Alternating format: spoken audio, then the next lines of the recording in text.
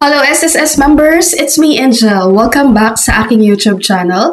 Sa video na ito, ituturo ko po sa inyo paano natin i-compute ang ating SSS sickness benefits. Para naman may idea kayo kung mga magkano ang makukuha niyong sickness kay SSS kapag kayo ay nagkasakit. Pero bago tayo mag-proceed sa computation, tatalakayin muna natin ang qualifying conditions. Dito natin malalaman kung eligible ba tayo sa pag-claim ng sickness benefits kay SSS. Okay, number 1 po, dapat si member ay nagkasakit ng at least 4 days. Minimum of 4 days po. Okay, kapag ikaw po ay employed, yung mga araw na absent ka, yung mga araw na nagkasakit ka, yung mga araw na hindi ka nakapasok, yung dapat ay leave without pay. Dahil kapag meron ka pang leave with pay sa company at yun ay nagagamit mo pa guys, so hindi ka makakapag-avail ng sickness benefits kay SSS. Not unless, no? Let's say for example, 10 days yung sickness mo na hindi ka nakapasok. Tapos 5 days lang yung leave with pay mo sa company. So, itong 5 days, pwede mo itong i-file kay SSS. Babayaran ni SSS itong 5 days mo. Pangalawa po, para tayo ay maging eligible sa pag-claim ng sickness benefits, dapat po ikaw member, meron ka pong at least 3 months man lang na contributions within the 12 months prior to the semester of sickness or your injury. So, ito yung sinasabi ko dati sa mga members dito na tinigil ang contribution sa SSS.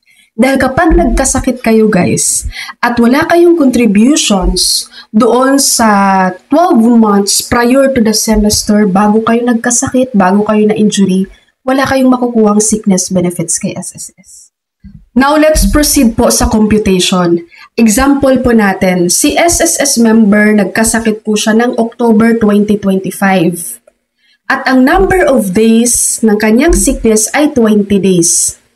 Ang pinakaunang alamin po natin ay ang semester of sickness. Paano natin malalaman ang semester? Sa isang taon po, 2 semester meron tayo.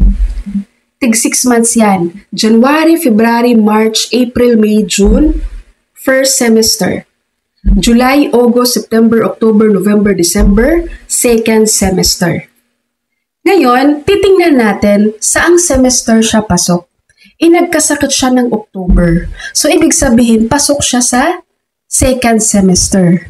Ang second semester natin ay July, August, September, October, November, December. So, yun yung semester of sickness niya. Ngayon, pag nakuha na po natin ang kanyang semester of sickness, alamin naman natin ngayon ang kanyang 12-month period. Diba doon po sa qualifications para tayo ay maging eligible sa pag-file po ng sickness, yung number 2, sinasabi po doon, dapat si member ay meron po siyang at least 3 months na contributions within the 12-month period bago ang kanyang semester of sickness. So para makuha natin ang kanyang 12-month period, magbibilang tayo pabalik. Okay? Hindi po natin isasama ang months ng kanyang semester of sickness. Ngayon, di ba ang semester of sickness niya nag-umpisa po ng July 2025. So, ibig sabihin, ang kanyang 12-month period, magbilang tayo mula June 2025 pabalik na mabuo niya ang 12 months. So, ang kanyang 12-month period ay mula July 2024 to June 2025.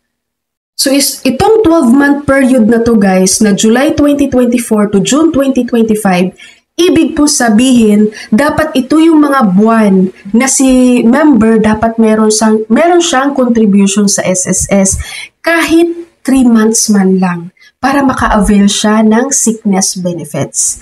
Kapag itong 12-month period na yan ay wala siyang contributions dyan, hindi siya makakapag-claim ng kanyang sickness dahil walang ikukompute si SSS.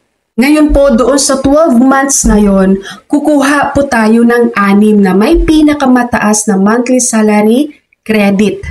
But of course guys, ang minimum lang naman na contributions doon ay 3 months. So kung kahit may 3 months ka lang, makakapag-claim ka pa rin ng sickness. Pero syempre kung may 6 months ka man lang, mas malaki pa din ang makukuha mo sa ng sickness kay SSS. So let's say po, ito from July 2024 to June 2025, ito yung kanyang mga monthly salary credits per month. So itong hina-highlight ko po, yan yung 6 na may pinakamataas na monthly salary credit niya. Ito yung i-total natin. I-total natin ang 6 na yan na may pinakamataas na monthly salary credit. So 20,000 times 6 months, that is 120,000. Yan ang kanyang total monthly salary credit. Ang susunod nating gagawin, kukunin natin ang average daily salary credit niya. Para makuha natin yon, so itong 120,000, i-divide natin yan into 180 days. So itong 180 days guys, standard na po ito kay SSS ha.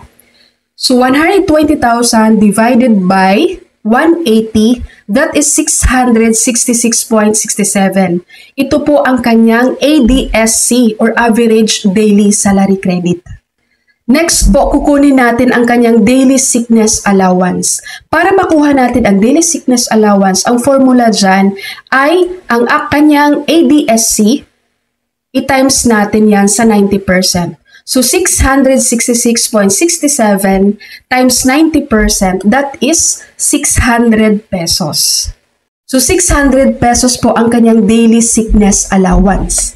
Ngayon, kukunin na natin, i-compute na natin magkano lahat ang kanyang sickness benefits. Nagkasakit siya ng 20 days, no? Na-approve ang kanyang number of sickness ng 20 days. So, 600 times 20 days, that is 12,000 pesos. Ibig pong sabihin, itong 12,000 pesos, ito po ang kanyang makiklaim na sickness benefits kay SSS. Alright, so yun po ang pag-compute ng sickness benefits natin kay SSS. And pagdating sa filing guys ha, reminder ko lang, kapag kayo po ay employed, no, at home confinement kayo guys, you have 5 days para i-notify si employer mo. At si employer mo naman, meron din siyang 5 days para mag-submit ng sickness notification kay SSS. Dapat hindi po kayo ma-delay dyan guys, dahil kapag na-delay yan, denied na ang inyong application sa sickness. No? Maliban na lang po kapag hospital confinement kayo dahil you have 1 year para makapag-file kayo ng sickness kay SSS. So, hindi siya madidelay talaga pag ganun katagal. At tandaan nyo, employees, ang sickness benefits po kapag kayo ay employed, yan po ay ina-advance payment ni employer. At si employer naman ay magsasubmit lang yan ng sickness reimbursement kay SSS.